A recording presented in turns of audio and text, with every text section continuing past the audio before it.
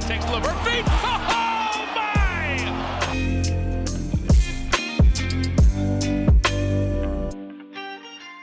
En 1999, 16 ans après le retour du Jedi, George Lucas sortait le premier épisode de sa prélogie, La menace fantôme. Le pitch était pas bien compliqué, dans une galaxie lointaine, très lointaine, la paix règne sous la protection d'un ordre Jedi. Mais de sombres menaces que l'on croyait disparues sont à l'œuvre dans l'ombre et visent à renverser l'ordre établi.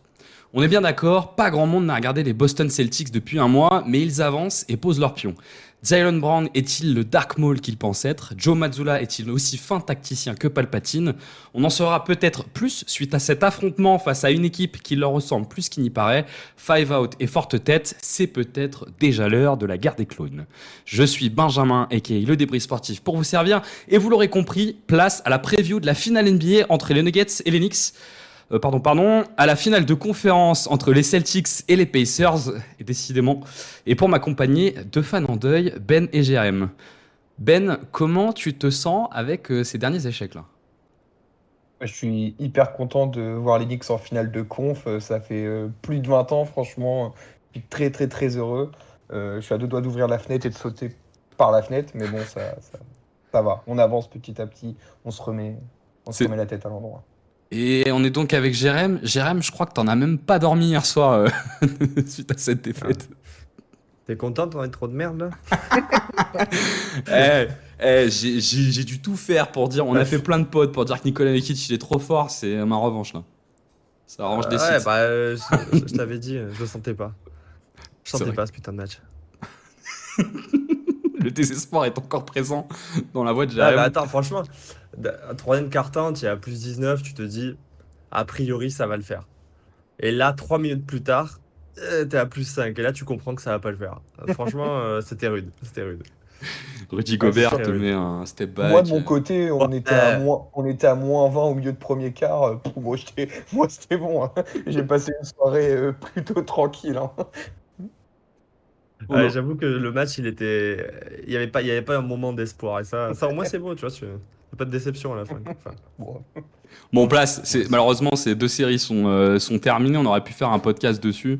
On n'en fera pas. On va se concentrer sur la finale de conférence entre les Celtics et les Pacers, blague à part. Vous pouvez d'ailleurs retrouver la preview de cette finale qui a été rédigée à quatre mains par Jérém et Azad sur le site de QBasket.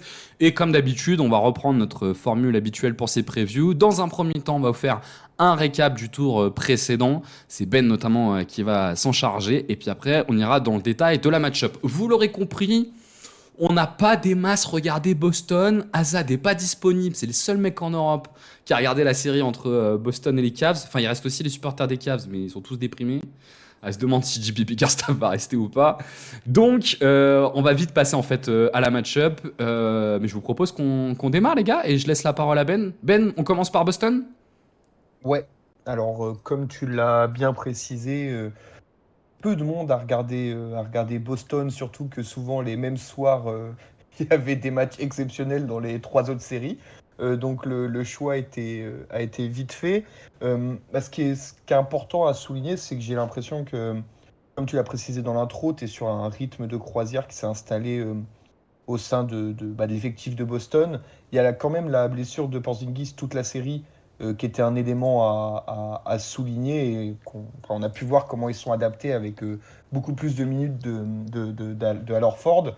Mais comme pendant la série, il y a eu pas mal de blowout, ils ont pu un peu élargir leur rotation sur les quelques matchs qui se sont terminés avec des gros scores.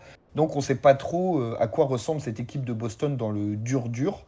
D'autant plus que à Cleveland, Donovan Mitchell a manqué les deux derniers matchs, Jarrett Allen toute la série, et je crois qu'en plus sur le dernier match, il manquait encore un ou deux gars, c'était quasiment du tanking en playoff. Donc bon, c'est une série un peu, je n'ai pas envie de dire trompe-l'œil, mais où c'est dur d'avoir des enseignements. De ce que j'ai vu quand même, ça ressemblait beaucoup à ce qu'on voyait en saison régulière où le scoring et la création étaient plutôt bien répartis. Où c'était, par contre, comme la série face à Miami, il y avait un traitement spécial pour Jason Tatum avec le meilleur défenseur adverse en face, qui était plutôt un intérieur mobile. Mais bon, comme de toute façon, il y avait un manque criant de, comment dire, de talent en face, ils s'en sont sortis sans trop de difficultés, quoi. Jérém, on a eu une série, une balade heureuse là un peu pour Boston. Ben l'a bien précisé, avec beaucoup de blessures. Ils avaient basculé à 1-1 après les deux premiers matchs. Le troisième match, ils l'ont remporté. Derrière, la blessure de Donovan Mitchell a quand même vraiment brouillé les cartes pour la suite de Boston, quoi. Ouais, bah, le problème étant que la conférence Est déjà inspirait peu confiance en termes d'adversité pour les Celtics. Et effectivement, jusqu'à maintenant, ils ont croisé bon, les équipes qui devaient croiser, mais pas forcément au niveau qu'on attendait. Même les Cavs, hein, au complet, on imaginait que le match-up pouvait être intéressant, mais l'absence de deux joueurs clés, bah, ça rebat un peu les cartes. Et la première série, bah, il n'y avait pas Jimmy Butler, donc c'est vrai que pour le moment, on a un peu envie de voir ce qu'ils ont sous le pied et on sait pas vraiment en fait, quoi. Ce qu'on peut quand même noter, Ben, c'est que ils ont une bonne capacité de rebond sur l'ensemble de leur série. Ils ont perdu deux matchs. À chaque fois qu'ils ont perdu un match, le troisième, qui était un peu celui sur lequel ils devaient se tester, ils ont toujours fait des très grosses performances. Oui, oui, oui, complètement. Après, c'est un peu dur de savoir si le deuxième match, il est perdu par juste excès de confiance. Est-ce que c'est cet aspect de shooting, comme Azad appuie souvent dessus en disant que tu reposes tellement sur ton pull-up que si un jour ça rentre pas dedans et qu'en face tout rentre, bah t'es un peu dans la merde, quoi. Honnêtement, oui, ils ont toujours eu cette capacité de rebond sur les matchs suivant leur défaite. Mais comme on l'a dit, le déficit de talent est tel que c'est dur à juger. Parce que même quand on regarde la série, il y a eu énormément de très grosses perfs défensives de Boston. Mais c'est très dur à estimer quand t'as pas les superstars en face, quoi. Ce qui sera pas le cas face aux Pacers. Les Cavs étant en plus structurellement déjà une très mauvaise attaque. Ouais. Tu enlèves Donovan Mitchell, il reste plus grand chose. Après, ils ont quand même réussi à pas être trop impactés par la blessure de Porzingis, parce que c'était aussi une grosse blessure Ouais. de leur côté.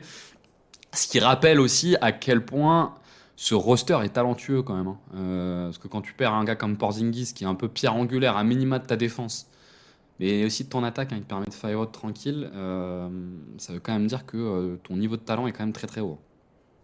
Ouais, et puis on a pu voir enfin, on a beaucoup parlé de Porzingis et de son apport structurel dans la défense de Boston, avec un Al Horford à sa place qui n'est plus le Al Horford d'antan, qui défensivement n'est plus aussi dominant. On a pu voir à quel point les extérieurs de Boston, quand ils voulaient s'y mettre, bah, ils pouvaient vraiment empêcher énormément de drive et mettre en difficulté les extérieurs adverses, ce qui a simplifié la tâche de Al Horford dans la raquette, quoi. Cela dit, ce que je trouve un peu dommage avec cette absence, c'est qu'on aurait pu se dire que l'absence de Porzingis allait changer structurellement la défense de Boston. Et au final, en fait, on les a vus défendre de la même manière avec Al Horford. Donc, ils n'ont pas été obligés de s'adapter. Ils ont juste joué le même basket. Et comme disait Ben, de toute façon, le déficit de talent en face et l'absence aussi de Jarrett Allen qui fait que tu n'as pas la même pression au cercle fait qu'au final, pour moi, ils s'en sont plutôt très bien sortis. Et en vrai, là, ça va être la première série où, en minima, ils vont jouer un adversaire qui est au complet. Et je pense que déjà, le challenge va être un peu différent du fait de l'absence de Porzingis et de l'avantage qu'ont les Pacers là-dessus, quoi. Dans les points que tu cites, Jérém, est-ce qu'on n'est pas aussi sur un point un peu structurant qu'on voit de Boston depuis 7 mois maintenant, qui est que ce n'est pas une équipe qui est beaucoup dans l'adaptation, c'est une équipe qui est beaucoup dans l'imposition de son jeu et de ses forces, et qui plutôt tendance à aller jusqu'au bout de ses idées, plutôt qu'à s'adapter et à changer des choses. Ouais, et puis, enfin, de toute façon, on le savait avec cette équipe, c'est-à-dire que c'est pas comme s'ils débarquaient cette année. C'est quand même un groupe qu'on a vu faire bah, voilà, 6 finales de conf sur les 8 dernières années, et certains joueurs étaient là à la première, donc en 2017, je crois. Euh, il y a un truc qui fait que cette équipe-là, autant défensivement, bah, quand enfin, sa structure sous Joe Mazzulla est la même depuis 2 ans, et bah, offensivement, on a eu beau dire, bah voilà, il faut qu'ils aillent plus au cercle. Maintenant, je pense que c'est un peu acquis pour tout le monde que bah, tout va reposer sur effectivement ce jump shot et que l'accès au cercle, c'est un truc qui est très efficace chez eux, mais il n'y aura pas une augmentation de volume parce que la défense de l'adversaire est désavantagée ou pas dans cet aspect-là, quoi. Donc oui, ils vont jouer leur jeu jusqu'au bout et après, ce sera à voir en fonction du match-up, ouais. Ouais, et puis après, on verra pendant la série, peut-être que dans un monde où Indiana mène 3-1, tu peux attendre des ajustements. Mais dans une situation où, dans le pire des cas, tu étais à 1-1 et le troisième match, tu gagnes de plus 20 sans sans t'adapter, déjà que Mazzula a l'air plutôt borné dans ses idées, forcément, comment dire, il continue à appuyer dessus, quoi. Il n'a pas forcément de raison de changer, en tout cas pour l'instant, et je pense dans son esprit, c'est clair comme ça. Ouais, puis t'as l'impression que les deux défaites qu'ils ont eues, à chaque fois, le leitmotiv, c'était beaucoup, tu sais, ce truc de manque un peu d'intensité en comparaison de Ouais, l'adversaire. Donc déjà, excès t'essayes de un match confiance, ouais, ouais. ouais, avec cette confiance, manque d'intensité. Donc déjà, t'essayes un match où t'arrives à remonter ce niveau-là pour voir un peu ce que ça donne, ou au moins une mi-temps. Et à chaque fois, ça a marché. Donc c'est vrai. Et puis d'ailleurs, contre Indiana, vu la défense extérieure d'Indiana, enfin, on en reparlera, mais il n'y a pas trop de raison qu'ils abordent la série différemment. Euh, ouais, Jérém. Non, mais c'est parce que tu parlais du coup du déficit d'adversaire. Et, en préparant la preview, un truc qui m'a fait rire, c'est contre le Heat. Le Heat allait en moyenne 16 fois par match dans la raquette. Alors, c'est famélique, quoi. Et du coup, effectivement, je veux dire, oui, le besoin de s'adapter, il est quand même très faible, quoi. Ah oui, c'est sûr que là, je n'avais pas cette stat, effectivement, c'est quand même excessivement bas. C'est- Et d'accord, ok, oui, effectivement, ouais, donc vraiment le niveau d'adversité assez faible. Pour le coup, je vous propose qu'on passe, pour vous donner un ordre d'idée, hein, pour les gens qui nous écoutent, parce que c'est vrai que 16 drives, on peut se demander un peu à quoi ça correspond. L'équipe qui faisait le plus de drives cette saison NBA, c'était OKC, c'était à peu près à 60 drives par match.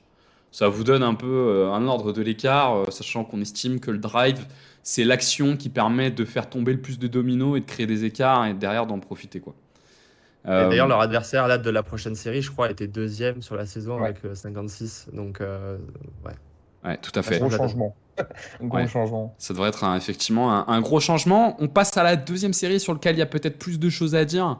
Celle entre Indiana et l'Enix. Ben, ne pleure pas. En plus, je te donne la main pour nous en parler. Ouais, bah, alors par où commencer? Euh, Déjà, c'est vrai que, alors beaucoup de personnes en évoquant la série, dont moi, on évoque évidemment la quantité de blessures qu'il y a eu à New York et qui impactent évidemment le résultat final de cette série. Mais il y a quand même pas mal de choses intéressantes à, à souligner dans l'effectif des Pacers.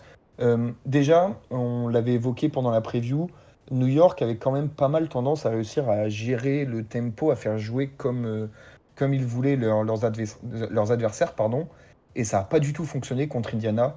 Il y a certains passages où Indiana, enfin ça a été beaucoup une série de runs où Indiana, il y a certains moments, il te roule dessus, vraiment en intensité, en vitesse, que ce soit sur des shoots ratés, sur des turnovers, ou même sur des paniers qu'ils encaissent, ils relancent non-stop. Et ça, je trouve, c'est un élément très très intéressant qui pourrait causer du tort ou non, on verra à Boston. Deuxième élément que j'avais pas un peu sous-estimé, mais que j'avais pas forcément en tête, et moi je trouve ils ont un effectif très cohérent, avec des rôles bien définis, que ce soit sur les titulaires ou sur les remplaçants, qui fait qu'ils ont toujours une option s'il y a l'une de leurs, enfin, surtout si, par exemple, Tyrese Haliburton passe un peu à côté, si certains autres joueurs passent à côté, il y a pas mal d'options secondaires. Euh, et puis, bah, enfin, comme ça revient un peu au premier point, mais c'est la transition, leur agressivité, toute cette chose-là, enfin, toute cette partie-là du jeu ouais, qui pose beaucoup de soucis, quoi. Ils ont un effectif qui est extrêmement dense, en fait. C'était un des points Ouais, c'est qu'on ça. s'était cité, Ben, quand on avait fait la preview entre les Knicks et les Pacers. La densité de cet effectif appuie bien leur rythme qui est très élevé. Et pour le coup, a fait complètement exploser physiquement les Knicks, qui Hum. sans doute structurellement étaient prêts à exploser, parce qu'à la fois ils jouent tous 45 minutes par match, et puis qu'il y avait déjà des débuts de blessures. Mais en plus, je sais pas ce que tu penses, mais moi je trouve qu'on n'a pas du tout eu l'impression que Indiana allait puiser dans ses ressources physiques. Ils ont été mis en difficulté parce qu'ils sont allés à un match 7, mais enfin, leur niveau d'énergie au match 7, tu sens une équipe qui vraiment physiquement est parfaitement bien, et ça se traduit à une rotation qui doit être à 8-9, j'ai pas regardé, mais qui est assez large, et tu le ressens quand même. Ouais, ouais, carrément. Mais en fait, ils ont enfin, un énorme porteur de balle. Et ensuite, ils ont ils ont un énorme porteur de balle, un intérieur aussi qui touche énormément de ballons. Et ils ont plein de petits connecteurs qui, j'ai l'impression, en prenant chacun leur tour, une possession, un moment, un passage, permet un peu à tout le monde pas de se reposer, mais d'être un peu moins impliqué que par exemple quand Bronson prend tout le temps la balle en main, bah, il y a un moment, il est forcément épuisé. Là, j'ai l'impression qu'il y a un peu plus de jeu collectif, de connexion, etc. Ce qui fait qu'ils arrivent à s'en sortir physiquement. Et puis ils sont très jeunes aussi, accessoirement. Ce qui fait que bah, c'est sûr que quand tu compares par exemple aux Clippers, bah, c'est sûr que le déficit d'âge fait que tu as beaucoup plus de cardio pour tenir toute une série. Et le fait d'être dans une rotation à 8 ou 9 et de passer de 36 minutes à 31 ou 30, de 46 minutes pardon, à 38 ou 39, ça change tout, quoi. Jérém, toi, t'as quel regard sur cette équipe d'Indiana et sur ce tour là contre les Knicks? Et peut-être aussi sur celui contre les Bucks, parce que moi je trouve ça intéressant aussi dans la perspective des finales de conf de se dire qu'il y a eu deux grosses oppositions et qu'il y a des choses à apprendre des deux oppositions qu'ils ont eues, quoi. Ouais, bah, alors moi, cette série contre les Knicks, elle m'a plu. Et là où elle m'a plu, c'est effectivement que tu as l'impression qu'ils ont imposé leur jeu dans la série. Ok, ça va en 7. C'est pas forcément hyper satisfaisant contre une équipe qui était quand même bien décimée par les blessures. Mais putain, ça jouait vraiment comme les Pacers. Ça jouait super vite. Genre, il y avait des matchs que j'ai regardés genre de nuit sur mon téléphone. Et je me demandais des fois, mais est-ce que c'est parce que je vois sur téléphone, ça paraît aussi rapide? Mais en fait, non. Quand tu regardais le lendemain, c'est vraiment que ils ont joué de la transition à balle et que ça leur ressemble bien. Et là où c'est cool, c'est qu'on a vu les Celtics qui étaient un petit peu en difficulté là-dessus euh, dans cette courte campagne de playoff. Et bah, c'est leur jeu en fait. Et là-dessus, effectivement, offensivement, je les ai trouvés là où on les imaginait, c'est-à-dire que c'est vraiment une bonne équipe offensive. La balle, je trouve, circule dans les deux séries plutôt bien.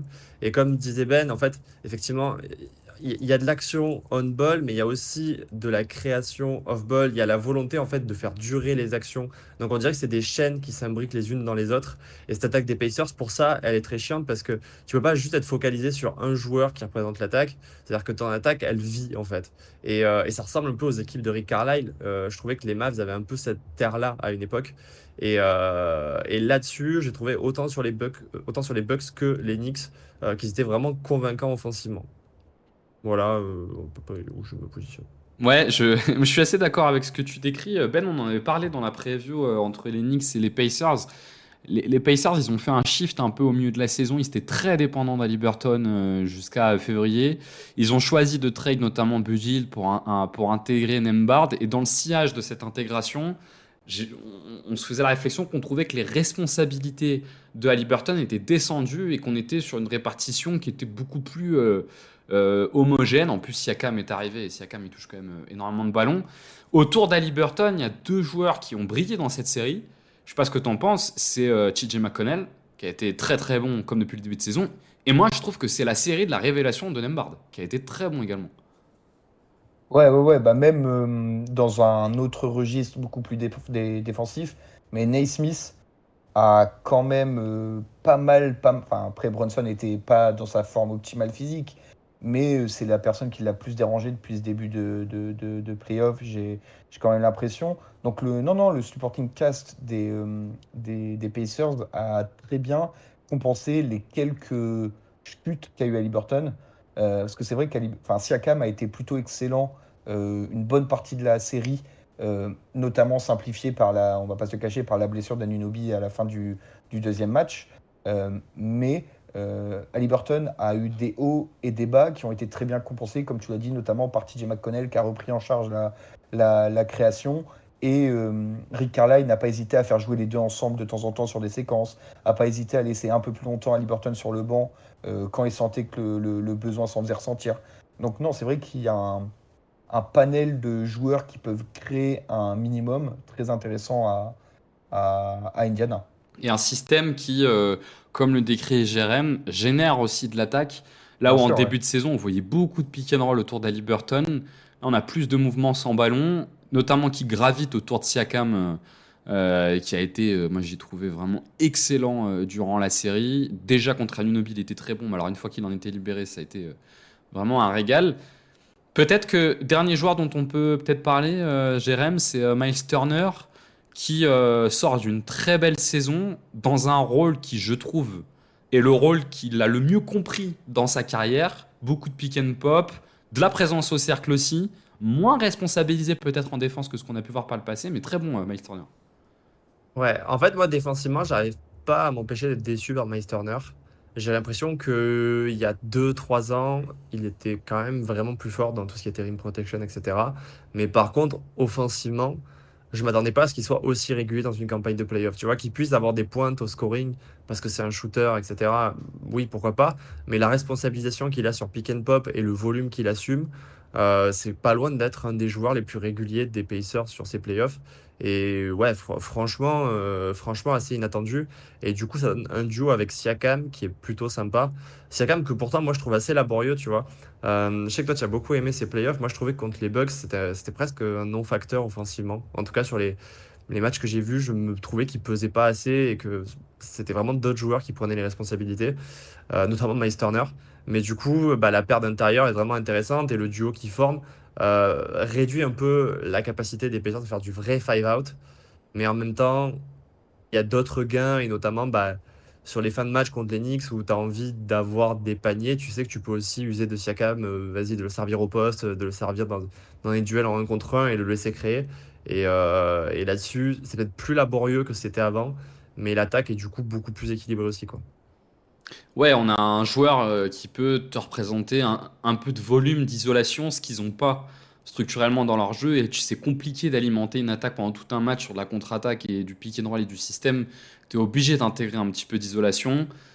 Et Siakam a cette qualité, alors il l'a montré notamment au début de la série contre les Bucks, d'être vraiment très rapide pour les grands intérieurs, parce qu'au début de la série, c'était Brook Lopez qui était sur lui pour jouer le roamer. Et bah, contre les Knicks, de pouvoir post-up des défenseurs plus petits, quoi. Mais néanmoins, tu vois, c'est un peu ça qui est gênant, c'est bah, partout où il va être, il va donner la possibilité aux équipes adverses de faire du roaming. Et là, cette série, bah, alors fort des Porzingis, on sait que c'est lui qui vont ignorer, quoi. Porzingis qui devrait revenir au match 3, je crois que c'est ce qui est prévu, mais ça sera pas avant, à minima le match 3. Est-ce que vous avez d'autres commentaires sur cette série des Pacers ou pas? Hmm. Non, je pense que dans Alors, l'idée. moi, j'ai peut-être une dernière question à vous poser. Quand on fait ce bilan-là, pourquoi les Pacers ont eu besoin de 7 matchs pour sortir les Knicks? Pourquoi ils n'ont pas eu besoin de moins? Moi, j'ai un début de réponse, mais peut-être que vous en avez aussi.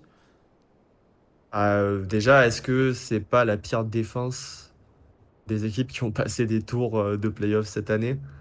C'est-à-dire qu'il y a des progrès, hein, et on va Ouais. en parler, mais défensivement, par exemple, les Knicks sont quand même assez pauvres. C'est-à-dire que tout tournait autour de Jalen Brunson, et après, il y avait une impression de survie euh, avec des DiVincenzo, des Josh Hart, etc.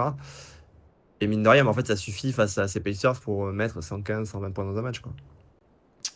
Moi, je trouve que leur défense, elle a été assez intéressante dans le sens où ils ont choisi d'être très très agressifs, très haut sur les pics. Je sais pas Ben si tu as eu la même Ouais, sensation, mais ouais, notamment je ils suis allaient d'accord. chercher très haut Brunson et DiVincenzo.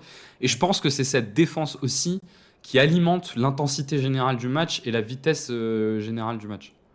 Ouais, mais après, la question, c'est de savoir est-ce qu'ils ont mis en place cette défense parce que tu as un unique ball handler à New York et tu sais qu'une fois la balle lâchée, tu as le temps de te repositionner parce que les mecs savent pas poser 3 dribbles. Si tu fais ça contre Tatum, s'il trouve un. Enfin, je sais pas. Je suis pas sûr que le système peut être utilisé contre une autre équipe que contre les Knicks.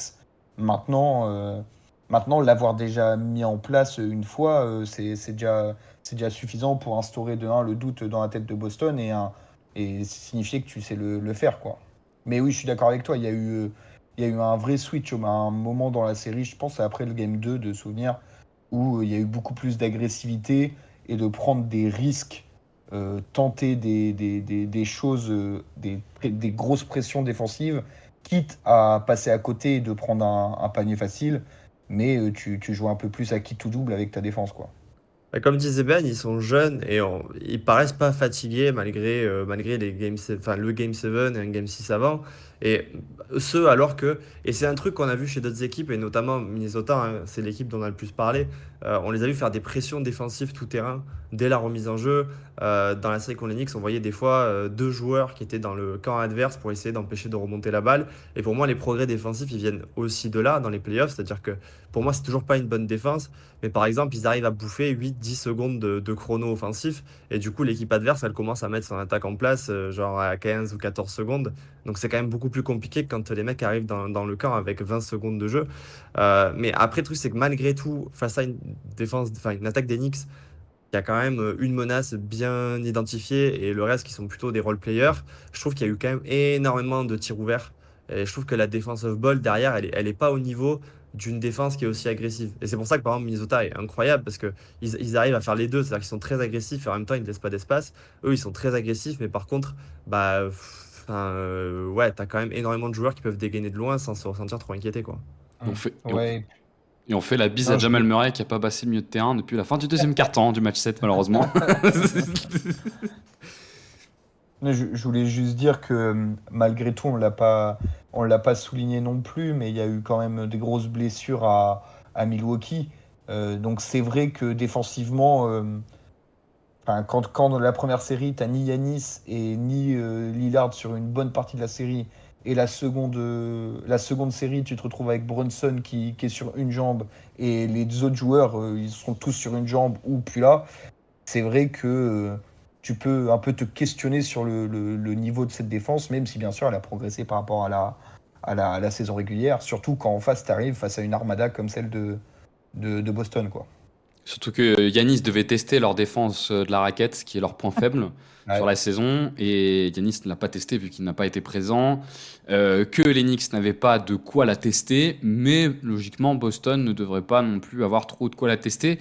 Moi je trouve que Ils cette ne devraient défense... pas avoir envie de la tester, Ou donc c'est pas bon. envie en tout cas, ouais, un minimum pas envie.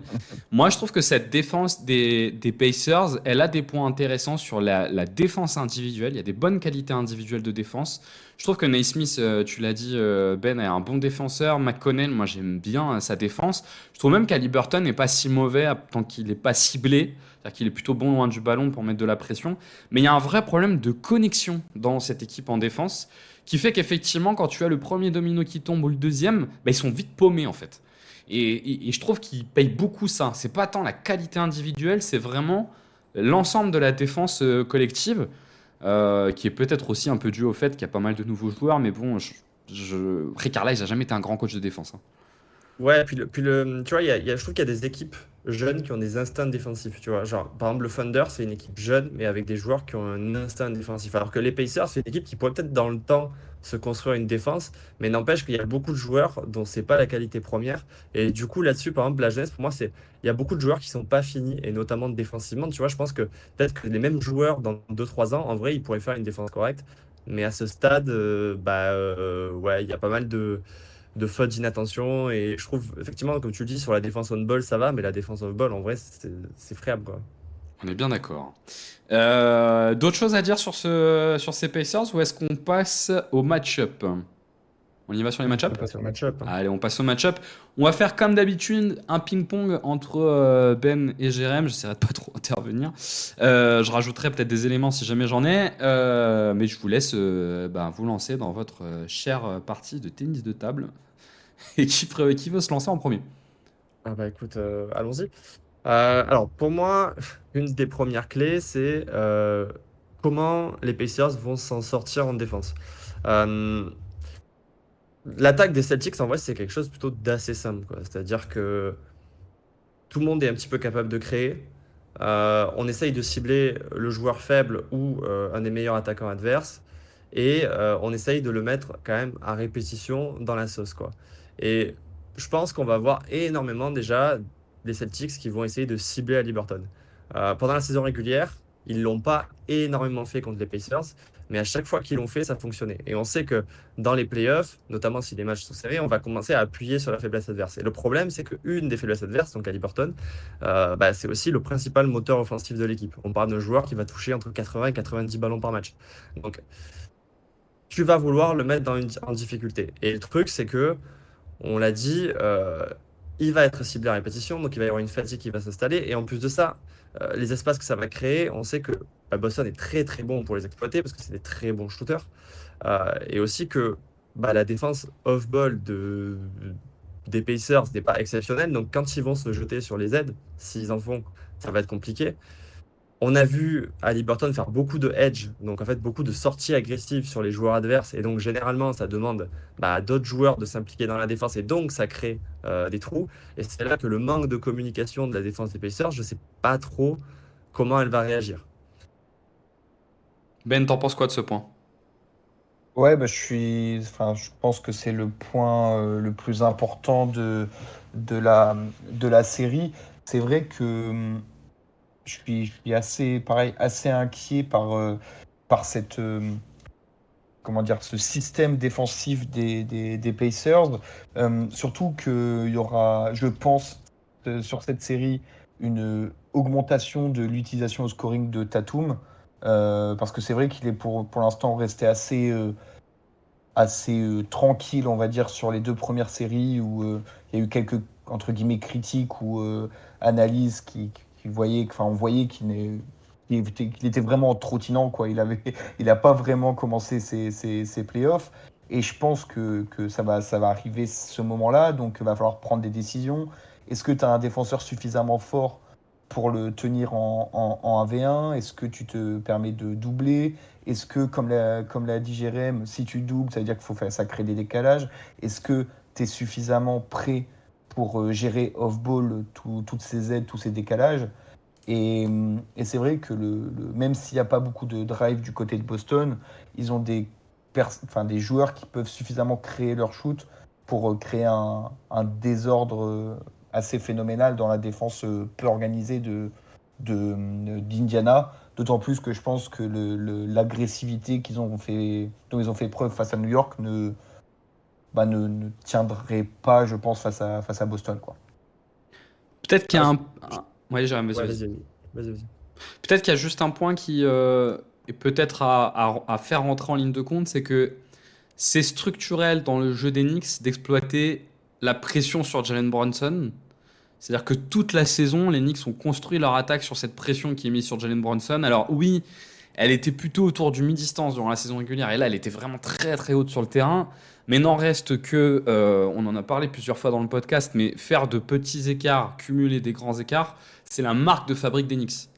Ce qui me semble être un peu moins la marque de fabrique de Boston, qui a un jeu un poil plus lent et qui a moins l'habitude que son meneur, alors je sais pas s'ils le font sur le meneur, mais que son meneur soit pressé aussi haut. J'ai l'impression qu'il y a une petite différence à ce niveau-là. Après, je suis d'accord avec vous que le problème est un peu structurel chez les Pacers hein, Ouais, là-dessus. mais l'amplification qu'ils faisaient face aux Knicks, enfin l'amplification pardon que faisaient les Knicks, c'était un peu pour contrer le manque de shootmaking que les Knicks avaient. Il fallait amplifier absolument pour trouver un shoot de qualité. Là où peut-être Boston Ouais. n'aura pas besoin d'autant amplifier vu qu'ils ont des shooters largement meilleurs que ceux des Knicks, quoi. Donc je pense que ça se compense un peu cette histoire d'amplification. D'autant qu'il y a pas la même, on le sait, la même répartition aussi d'autonomie dans le ball handling. C'est-à-dire que tu sais que autant Jalen Brown que Jason Tatum, ils vont en fait jouer balle en main. Et le fait est qu'avec les Celtics, le problème des pressions défensives, c'est que finalement, tout le monde est un porteur de ballon en dehors du pivot. Donc c'est vrai que en fait, je sais pas trop comment ils vont faire pour répondre à la problématique de Boston.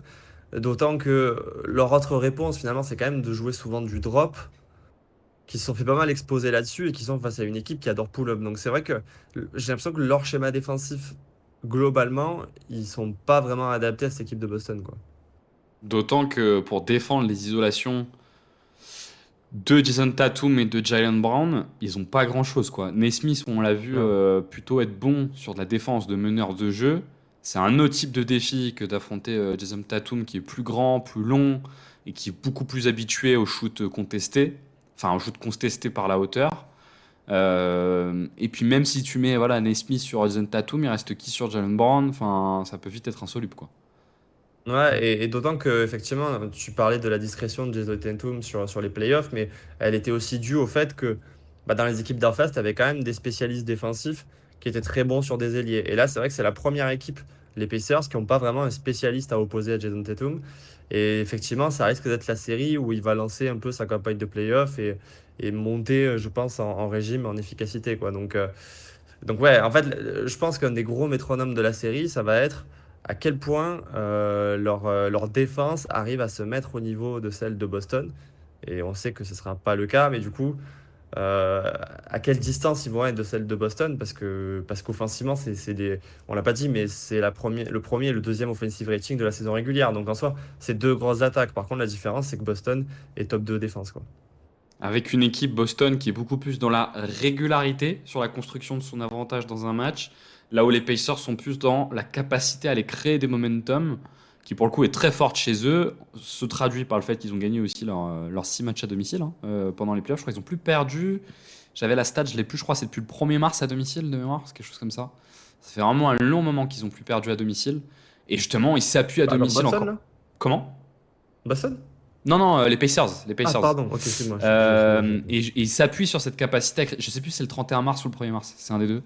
Et il s'appuie sur cette capacité à aller créer des momentum, parce que leur défense est essentiellement conçue pour aller créer des momentum, et on verra s'ils arrivent à le faire contre Boston. Vous voyez d'autres points sur la défense des Pacers, ou est-ce qu'on passe à un deuxième élément de la match-up? On peut avancer. Eh ben Ben, je te donne la main. Alors, on l'a un peu évoqué quand on évoquait les séries précédentes des Pacers, c'est à quel point ils vont pouvoir tenir comment dire, leur transition, à quel point ils vont pouvoir imposer leur rythme dans une série qui devrait être très très forte au scoring, vu que les deux équipes, c'est les deux meilleurs offensive ratings de la ligue sur la saison régulière et même peut-être sur les playoffs, j'ai pas vérifié. Mais voilà à quel point ils vont pouvoir insister sur ces transitions. On a notamment vu contre New York qu'ils ont un peu, sur certaines périodes, ils ont été beaucoup plus dominants, enfin sur certains matchs plutôt, pardon, ils ont été très dominants au rebond offensif. Comment dire, ils ont récupéré pas mal de ballons. Ils ont forcé Jalen Brunson, pardon, à perdre des ballons. Et ils ont créé de la transition encore plus que ce à quoi je m'attendais. À voir comment ils vont réussir à exploiter ça face à Boston. Parce que je crois que j'ai regardé tout à l'heure, j'ai pas la stat exacte sous les yeux, mais Boston est une équipe plutôt correcte pour défendre la transition. Donc à voir comment ça va se passer, notamment avec l'absence de Porzingis et l'intégration dans le 5 évidemment de Al Horford par la même occasion, qui n'est plus le joueur d'antan, quoi. Jérém, t'en penses quoi de ce point-là? Ouais, bah en fait, c'est vrai que sur les playoffs, les Celtics n'ont pas été excellents sur transition. Ils ont même été plutôt mauvais. Après, là où j'ai quelques réserves, c'est à quel point ils ont été mauvais parce que ils étaient quand même Oui, assez faciles. Et en fait, s'ils montent en régime, en vrai, ils vont se rattraper. Tu vois, on avait eu un peu ce cas-là quand on avait parlé de la série entre les Nuggets et les Lakers, où on disait, bah tiens, les Nuggets sur la saison régulière, ils n'étaient pas bons en transition. Mais en réalité, dans la série, bah, vu qu'ils savaient que c'était une faiblesse, et là, par exemple, tu joues les Pacers, tu sais qu'ils vont appuyer là-dessus à fond. Bah, du coup, tu vas quand même mettre l'emphase là-dessus. C'est Joe Mazzulla, tu sais que c'est un point sur lequel tu dois appuyer. Et donc, je ne sais pas à quel point la défaillance qu'on a vue en playoff, elle est réelle. Mais par contre, tu sais que si tu n'y es pas au niveau, effectivement, les Pacers, c'est l'équipe en NBA qui va le plus appuyer dessus. Donc, c'est à minima, en tout cas, un point qu'il va falloir suivre. Et c'est à minima un challenge pour ces Celtics qui vont physiquement être challengés là-dessus, quoi. J'ai vu durant le match du Play-in Tournament, non pas du Play-in, du In-Season Tournament, les Pacers se faire complètement exploser Boston là-dessus, en mettant de la relance en permanence, en jouant extrêmement vite et en s'appuyant, parce que Boston arrivait plutôt bien à protéger la raquette, mais en s'appuyant sur du coup le shoot extérieur. C'est pas une équipe qui dépend du shoot extérieur Indiana, mais ce jour-là, ils avaient tout mis dedans avec la variance dans une ambiance qui était peut-être la plus belle ambiance depuis le début de la saison. Et ils avaient fait complètement exploser Boston justement en s'appuyant là-dessus, donc forcément ce sera un point important. Ouais. Benjamin, sur leur adresse à 3 points, quelque chose à dire?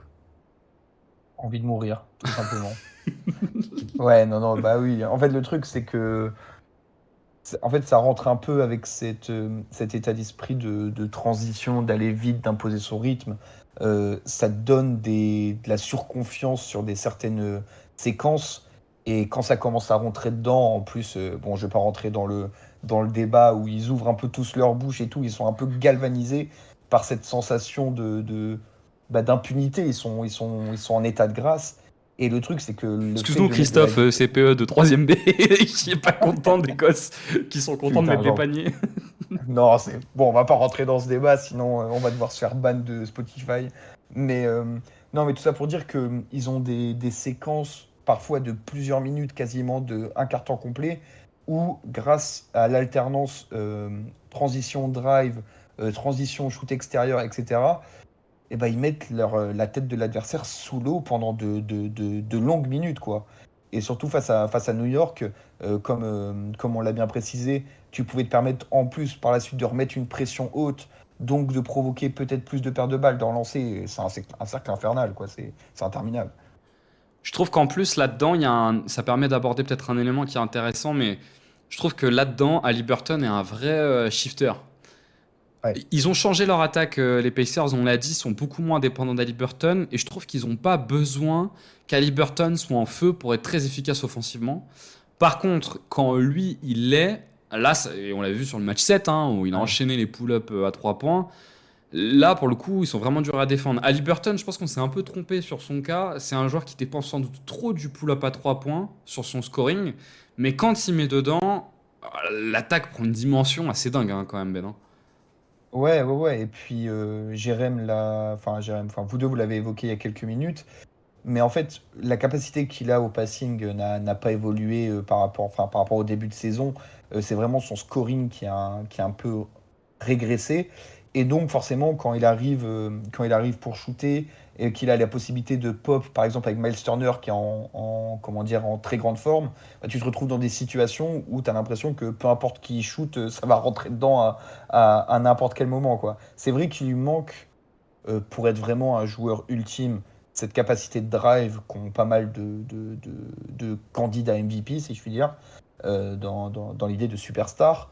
Mais Qu'il a sur tous clairement les pas, autres hein. points, Qu'il a clairement pas, lui, oui, pour le oui, coup, oui, hein. bah oui, carrément. Mais c'est vrai que, par contre, quand ça rentre dedans, il a cette capacité à mettre des shoots difficiles que beaucoup de mecs n'ont pas, quoi.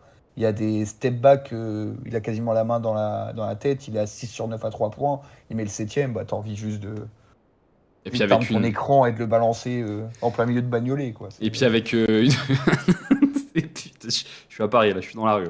Et puis avec une confiance en lui qui lui donne un niveau de prise de risque Mm. très élevé. Et une fois de plus, ça renforce cette dimension Anne-Marie, quoi. Contre les Knicks, la première mi-temps, bon, j'insiste un peu là, ça doit te faire un peu mal, mais la première mi-temps contre les Knicks, là, quand il enchaîne, qu'il en met 3 4 c'est Mm. vraiment. C'est sans arrêt, Ouais, quoi. c'est ça, c'est que bah, Mm. c'est ce qu'on répète depuis tout à l'heure, cette sensation, l'impact de la transition, la quantité pardon, et l'énergie qu'ils mettent dans leur attaque. C'est vrai que parfois tu as la sensation d'être vraiment la tête sous l'eau, quoi. Et c'est vrai que si t'as pas une équipe qui arrive à gérer son tempo derrière et qui panique un petit peu, si le ball handler en face n'a pas un sang-froid à toute épreuve, bah, tu peux vite te retrouver un peu noyé. Comme on l'a dit avec New York, tu te retrouves dans des situations où tu as un seul mec qui peut tenir la balle. Donc quand lui il est en difficulté, tout repart dans l'autre sens et c'est interminable, quoi. Ouais, c'est une équipe contre laquelle le moins 20 peut très vite venir, hein. Alors, ils mettent C'est ça, dedans, ils en mettent vrai, énormément de pression exactement. sur le meneur. Le moins 20 est vite venu si t'as un temps faible, quoi. Mais par contre, de l'autre côté, des fois ils ont des pannes qui fonctionnent pareil de l'autre côté, quoi. C'est que quand ça décide de pas rentrer, quand leur shoot extérieur rentre pas, et quand tu arrives à être propre sur tes possessions et ne pas leur donner de la transition, bah, d'un coup, sur le jeu placé offensif, c'est un peu plus compliqué quand même quand ils n'ont pas cette dimension, comment dire, de vitesse, et donc tu peux rapidement les cadenasser. Alors tu peux pas le faire tout le match, mais sur certaines séquences, c'est pareil, il y a facilement eu des 20 à 5 pour les Knicks, pas mal de fois dans la série, quoi. Jérém, t'as un autre point dans les match-ups que tu souhaites regarder? Ouais. Alors, bah, les drives, hein. En fait, on a deux équipes qui pratiquent le five out, on le disait. C'est-à-dire qu'on a deux équipes qui ont vraiment un spacing à peu près idéal. Chez les deux, les pivots peuvent dégainer de loin. Tous les extérieurs quasiment sont plutôt des bons, voire très bons shooters. On n'a que l'arrivée de Siakam chez les Pacers qui, en gros, casse un petit peu, on va dire, ce spacing idéal d'Indiana. Mais le fait est qu'on le disait, il y a deux profils d'attaque extrêmement différents. Il y en a une qui repose essentiellement sur le drive. Les Pacers en saison régulière, c'était 56 drives par match. Boston, c'était 39. On sait que, et on a fait un podcast là-dessus pour parler du fait que Boston est très touché par la variance parce que Boston attaquent peu le cercle, ils finissent peu dans la peinture, ils sont extrêmement efficaces dans le domaine. Et du coup, la question que je me pose, c'est, étant donné que Boston, a priori, ne changera pas son profil offensif, on l'a dit, à quel point ils peuvent faire descendre la capacité des Pacers à finir régulièrement dans la peinture. Et on en a parlé pendant les playoffs, notamment dans le podcast, où on disait que une fois en post-saison, finalement, la capacité du premier rideau à vraiment opposer, on va dire, quelque chose d'opaque face aux extérieurs adverses, ça pouvait en fait faire la différence entre les très bonnes défenses qui s'appuient sur des rim protecteurs de haut niveau. Chose que là, Boston n'aura pas sur le début de la série. Et donc le truc que je me dis, c'est voilà, vu que les Pacers ont quand même une partie de cette capacité à pénétrer, aller au drive qui dépend de joueurs qui sont pas non plus des stars offensives, à quel point la très très bonne défense extérieure de Boston va arriver à limiter cet accès au second rideau en fait des Celtics. Ben, t'as un complément là-dessus? Ouais, non, bah, je suis tout à fait d'accord avec Jérém. Juste, petit élément qui, moi, me semble important, c'est vrai que Indiana, avec leur style de jeu, comme on l'a dit, beaucoup de transitions, beaucoup de drive, etc., on pourrait s'attendre à avoir une équipe qui a beaucoup de lancers francs. Et au contraire, en tout cas sur la saison régulière, j'ai regardé, c'était la 24e équipe au free throw rate, qui est donc très peu. Et c'est vrai que ça détonne un peu quand on voit le style de jeu. Et c'est vrai que, notamment dans des matchs hachés de playoff, enfin, des matchs couperés, avoir quelques lancers francs supplémentaires, c'est pas négligeable. Quand on voit notamment Jalen Brunson, qu'on a récupéré pas mal, un peu de façon filou, pour rester poli, bah, tu peux te dire que ça serait un point sur lequel il faudrait. Alors, j'ai pas envie de dire travailler parce que tu travailles pas ça maintenant, mais si tu peux gratter quelques fautes supplémentaires, notamment à travers tes drives, comme l'a précisé Jérém, c'est non négligeable, quoi.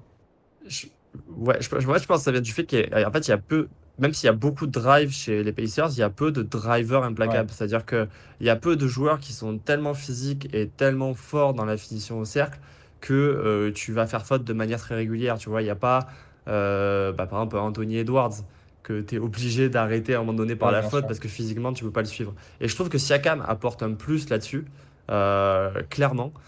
Mais en même temps, Siakam, comme je disais, moi j'ai toujours l'impression qu'il y a quand même quelque chose de très laborieux dans son jeu offensif. Et donc je me demande, selon qui sera sur lui, à quel point ils peuvent aussi limiter sa faculté à générer des fautes. Peut-être qu'on peut parler aussi un peu de Siakam. Moi, ça faisait partie des points que je m'étais noté. Euh, Moi, je trouve que Siakam, depuis le. Alors, c'était particulièrement vrai contre les Knicks. C'était quand même aussi vrai contre Dallas. Contre les Bucks, pardon. Siakam, il est aujourd'hui la base de leur jeu demi-terrain. Hum. Soit ils vont chercher du pick and pop avec Haliburton Turner, mais Haliburton n'est pas dans une grande forme, alors du coup c'est vite un poil bancal. Soit ils vont chercher des systèmes qui sont plutôt bien faits, on l'a dit, ils ont un bon jeu off-ball, mais quand même, depuis que Siakam est arrivé, c'est la base de leur jeu de mi-terrain. Quand tu n'arrives pas à défendre Siakam, ça devient vite très compliqué de défendre les Pacers. Ben l'a dit, ils ont leur rythme, leur contre-attaque qui leur amène des points. En plus, Siakam leur apporte leur jeu de mi-terrain. C'est exactement ce qui est arrivé aux Knicks, qui n'ont jamais réussi à stopper Siakam. Mais du coup, ça a été un enfer parce que peu importe les configurations dans les matchs, notamment dans les deux derniers, bah, il n'y avait pas de stop qui était généré. Sauf que les Knicks n'avaient pas des bons défenseurs. Alors, quoique, moi j'étais très agréablement surpris sur Anunoby, parce que je l'ai trouvé vraiment bon contre Anunoby, qui était censé être un bon défenseur pour lui. Là, je pense que la logique doit être que ça soit Jason Tatum contre lui défensivement. Peut-être qu'il y aura un Pense, ouais. poil de Jalen Brown, mais je pense que ça sera surtout Jason Tatum, qui adore ce genre de profil. À votre avis, comment va s'en sortir Siakam sur toutes ces isolations qui ont apporté tant de points depuis le début des playoffs, ou sur ce jeu parfois un peu lancé maintenant qui va être face à Jason Tatum? En fait, alors est-ce que ça va être Jason Tatum? Parce que naturellement, on te dit, ok, il est grand, il est long, il est mobile, donc ça correspond bien à ce que tu veux. Mais en même temps, comme on le disait, la défense de Boston, c'est souvent, en gros, genre du switch à 4 et alors Ford qui est un peu dans un rôle de roamer. Et du coup, je me demande si ça va pas être, en fait, alors Ford qui va être sur Siakam. Et en réalité, si tu l'amènes pas trop au large dans du 1 contre 1, je pense qu'il peut encore s'en sortir. Et après, est-ce que dans le pire des cas, tu vas même pas avoir peut-être un appel à Xavier Tillman dans la série? Parce que finalement, ça pourrait te donner le edge défensif en attendant le retour de Kristaps Porzingis. Euh, je sais pas. L'option à laquelle je crois pas du tout, par contre, c'est Joe Holiday. On sait que Mazzulla aime bien sortir contre les grands, mais là, contre Siakam, j'y crois pas du tout. Et trop à l'aise face à ce genre de profil. Ouais, Ben, toi, t'en penses quoi là de comment Boston va pouvoir défendre sur Siakam? Moi, je suis assez d'accord avec Jérém. Je vois bien une alternance, comment il s'appelle, Horford et potentiellement Tillman, qui c'est vrai pour l'instant a été plutôt peu utilisé parce que bah, comme on l'a dit depuis le début, ils n'ont pas eu besoin de faire jouer grand monde, quoi. Donc ils n'ont pas sorti toutes leurs armes. Mais ouais, je vois bien des profils plus physiques essayer de tenir Siakam. Parce que bah, c'est vrai que cet aspect switch all, le fait que. Enfin, switch all, sauf ce dernier, fait que je pense dans pas mal de configurations, tu vas pas te retrouver avec les Tatum et Brown face à Siakam. Donc, ouais, je suis assez d'accord avec Jérém sur ce point-là, mais après, ça peut changer assez rapidement et on verra notamment avec le retour de Porzingis s'il revient en milieu de série, quoi. Sachant que tu peux en plus mettre ton grand sur Siakam et quand même jouer le rôle du roamer. Parce que Mm. Siakam n'est pas un grand shooter à 3 points, hein. Il est plutôt bon dans la série contre les Knicks à 3 points. Il tourne à 40% avec un petit volume. Mais c'est un peu du tout ou rien, quoi. Soit ça rentre dedans, soit il envoie des grosses patatas dégueulasses. Par contre, il était très très performant à mi-distance. Ouais, Après, tu notamment, l'as dit, c'est du petit volume, quoi. ouais, et c'est encore plus visible face aux Bucks, où il met tout dedans sur les 2 premiers matchs, je crois, ou un truc comme ça. Et après, les 2 ou 3 suivants, il est vraiment à 15%, quoi. Donc, en plus d'être un petit volume, c'est vraiment pile ou face sur le match. Si ça tombe dedans, bah, tant mieux pour toi. Si ça tombe pas dedans, faut vite, vite changer de plan offensif si tu reposes sur ça, quoi. Et Ouais. après, il y a un autre truc qui est soulevé aussi, je pense, par la qualité des défenseurs extérieurs de Boston. C'est mine de rien que même si tu joues en gros le mismatch, en vrai, est-ce que tu as beaucoup de mismatch, tu vois? Parce que même un Drew Holiday, sur lequel tu te dis il peut être à l'aise, en réalité, on sait qu'il est capable de tenir des intérieurs. Et s'il en va un peu de même pour la plupart des joueurs de Boston qui sont tous très physiques. Donc du coup, je pense que ça va être une série, lui qui a besoin justement d'impact physique pour aller au cercle, etc., qui va pas être évidente pour Siakam. Et malheureusement, comme tu dis, l'attaque de l'équipe repose quand même beaucoup sur lui, sur pas mal de séquences, quoi. Oui, c'est un peu ce qu'on dit sur Boston depuis le début des playoffs. C'est qu'en dépit des doutes qu'il y a sur leur attaque, cette équipe, en contradiction avec beaucoup d'équipes qui sont fortes en attaque, est une très bonne équipe de défense. Et donc, ils ont toujours cette valeur refuge d'être capable d'aller faire des stops, un peu comme OKC, même si pour OKC, ça n'a pas du tout suffi contre Dallas. Est-ce que vous avez un autre point, messieurs? Moi, c'est un micro-point que j'avais pas du tout vu venir avant la série contre les Knicks. Parce que c'est vrai que les Knicks, leur arme offensive numéro un qu'on a évoquée tout au long de la série contre les Sixers, notamment tout au long de la saison, c'est les rebonds offensifs. Enfin, les rebonds en règle générale. Et j'ai vu sur certaines séquences, certaines mi-temps, voire certains matchs, les Pacers complètement manger les Knicks au rebond. Alors, je pense que l'état physique des Knicks a joué a joué dans ça parce que forcément, aller multiplier les tentatives de rebond offensive, ça crame physiquement. Mais j'ai été plutôt surpris de l'impact et de l'aspect, comment dire, essayer de gagner des possessions supplémentaires, notamment avec certaines séquences de Isaiah Jackson, je sors de nulle part, qui des fois récupère des rebonds offensifs assez, assez compliqués. Et donc je me dis qu'avec, ils ont quand même une équipe assez physique avec des Naismith, des Nembhard, même Ali Burton qui est grand pour son poste. Voilà, il y a de quoi peut-être gratter quelques possessions par là Et on sait que ça va être important parce qu'en playoff, notamment quand tu arrives à ce stade-là, chaque ballon récupéré peut changer ta série, quoi. Jérém, tu l'avais identifié ce point-là, Ouais. toi aussi? Bah, de toute façon, je pense que la bataille des rebonds, tu es toujours obligé de le mentionner quand tu parles d'une série. Et à minima, de voir dans quel sens elle pourrait tourner. Il y a des équipes comme OKC où on savait par exemple que ça pouvait être quelque chose qui était déterminant dans le mauvais sens pour eux. Effectivement, quand il y a une équipe comme les Pacers qui aime jouer la transition et qui aime jouer sur une question de volume, tu te dis que bah, ça peut être une piste pour eux. Après, il faut quand même rappeler que Boston, c'est une très bonne équipe au rebond, défensif comme offensif, mais surtout défensif. Et c'est vrai que bah, je les vois pas se faire complètement bouffer dans cette bataille-là. Donc ça peut, sur certaines rencontres, j'imagine, te permettre de faire pencher la balance dans ton sens. Mais sur l'ensemble de la série, j'ai l'impression que ce sera équilibré, voire potentiellement à l'avantage des Celtics, quoi. Ouais, non, non, je suis complètement d'accord avec Jérém. C'est juste que sur certaines séquences, pour continuer dans cet aspect rouleau compresseur, ils ont ajouté l'argument des rebonds que je n'avais pas du tout vu venir et que j'avais pas du tout prévu, qui fait que ça te rajoute encore un facteur supplémentaire et que quand on parlait d'avoir la tête sous l'eau et d'être enfin voilà, dans la vague, quoi, et ben ça continue et tu te dis que sur certaines séquences, ils peuvent vraiment venir embêter Boston là où ils sont censés être très dominants comme l'a dit Jérém, quoi. Est-ce que vous avez d'autres points? Euh, Hmm. ouais, non, enfin, juste rapidement, redire un mot sur. Bah, moi, je pense sur l'impact que pourra avoir TJ McConnell. TJ McConnell et même enfin, mon fils Obi Toppin, qui a mis quand même quelques 3 points putain, contre nous. Non, mais ouais, enfin, redire un petit mot, je pense, sur la profondeur des Pacers, en tout cas, que moi je trouve très intéressante. Et que. Le fait d'avoir autant d'armes plutôt positives en playoff, enfin, où tu n'as pas forcément besoin de faire énormément de compromis, peut-être un petit peu défensif pour certains joueurs, mais je pense que ça t'apporte pas mal comment dire, de fraîcheur et d'options. Et Rick Carlisle, pardon, est fort pour optimiser ses options, quoi. Donc je pense que ça peut être un peu déterminant, notamment vu qu'en face, je suis un peu moins convaincu par le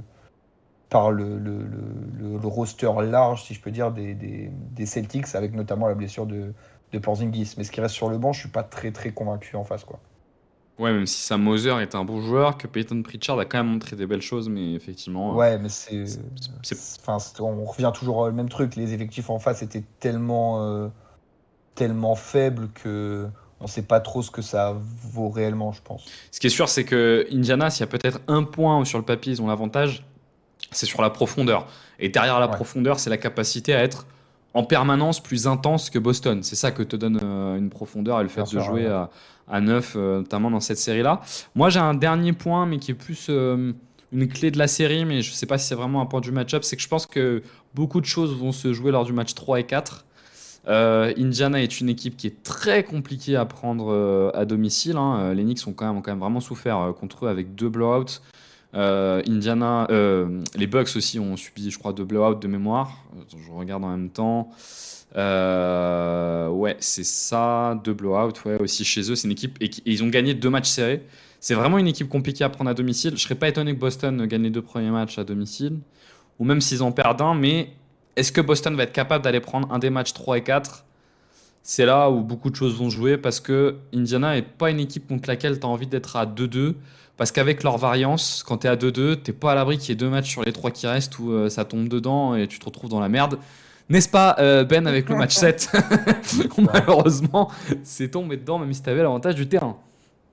M'a faire penser qu'on a perdu la série sur un shoot à 15 mètres de Shepard ou de Nembhard ou je sais pas qui. Putain, alors que si on prenait celui-là, on menait 3-0. Un Allez, mec c'est en, bon. un mec Enfin, en barde, quoi. Putain, ça. Dis-toi que Euh, ton équipe a mis plus de 30 points par mi-temps et ça, c'est bien quand même. Putain, c'est vrai que vous avez mis 30 points dans les derniers matchs. C'est terrible, hein. Ça sert à ça, d'avoir construit la meilleure attaque de la NBA, apparemment. Tout ça pour se faire péter la gueule. Alors, je vous propose qu'on passe au prono pour terminer. Ouais. Je vais passer en dernier. Je pense que ces playoffs ont prouvé que j'étais absolument catastrophique en pronostic. Donc, Mm, je vous c'est laisse vrai, vous lancer ouais. et expliquer. J'étais pas obligé du coup. J'ai quand même réussi sur Denver à me tromper 2 fois sur 2, Ah, voire, c'est beau, hein, c'est voire bon. tous les soirs. Mais bon. Puis tu m'as aussi demandé contre les Lakers si les Lakers allaient en gagner. Et moi, je croyais un match, mais non, c'était la série en fait. Je, je sais pas si ceux qui écoutent, je sais pas si vous avez écouté tous les podcasts, mais Ben a quand même dit mot pour mot, je vois absolument pas Dallas en prendre 4 à OKC. Ah, Mot pour mot. quelques qualités. En fait, quand je repense au podcast, à chaque fois, je reprends mes notes, je dis putain, j'ai les bons. Quand je prends les séries à la fin, je me dis putain, j'avais les bonnes clés de lecture, mais comment j'ai pu autant me planter sur le prono alors qu'à Dans chaque la fois, j'ai les bonnes pondération, clés. ouais, c'est ça. Dans la pondération, À ça va chaque pas fois, la du tout. pondération des trucs, ça va pas du tout, quoi. Ah ouais, je te jure, à chaque fois, je reprends le truc, je fais putain, je la sentais bien la série, mais je me suis planté sur le prono, quoi.